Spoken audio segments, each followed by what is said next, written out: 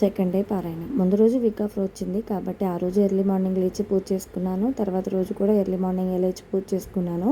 Early morning అంటే అదేనండి 6-6:30. అదే నైట్ షిఫ్ట్లో ఉంటే ఇదంతా అవ్వదు. అయినా నేను పడుకునే ముందే ఇల్లంతా శుభ్రం చేసి తుడిచి పడుకుంటున్నాను. మళ్ళీ ఆ రూము బెడ్రూమ్ వరకు ఊడ్చి తుడిచేసి ఇలా బయట కూడా గడప దగ్గర పసుపు కుంకుమ ముగ్గు వేసేసుకున్నాను. మాకు ఇక్కడ టైల్స్ కలర్స్ కాదండి, ఏ ముగ్గు వేసినా కనిపించదు అనమాట. పైగా మా పక్క వాళ్ళకి లేదా పై వాళ్ళకి మా ఇంటి మీద నుంచి దారి. సో నేను పెద్ద పెద్ద ముగ్గులు పసుపు కుంకుమ వేస్తే వాళ్ళకి నడవడానికి ఇబ్బంది ఉంటుంది. సో అదంతా అయిపోయాక నేను కూడా ఫ్రెష్ అయిపోయి ఆ రోజు ఫ్రైడే వచ్చింది కాబట్టి కొంచెం నీట్గా పసుపుకి కాళ్ళకి ఇది రాసుకున్నాను అనమాట. ఇక పూల విషయానికి వస్తే ఆల్రెడీ తీసుకొచ్చారు కదండి గులాబీ పూలు, అవేనండి నాటు గులాబీ పూలు. నేను అనుకున్నట్టుగానే రెక్కలన్నీ ఊడిపోయినాయి, అన్నీ అక్కడ డెకరేషన్ చేసేసుకున్నాను అనమాట. తర్వాత అనిపించింది అవి కూడా రోజుకి కాసిన పెట్టుకోవచ్చు కదా, పూలు చామంతి పూలు కూడా ఉన్నాయని. ఇక ఈరోజు ప్రసాదం కిందకైతే సపోటా పళ్ళు అయితే పెట్టానండి.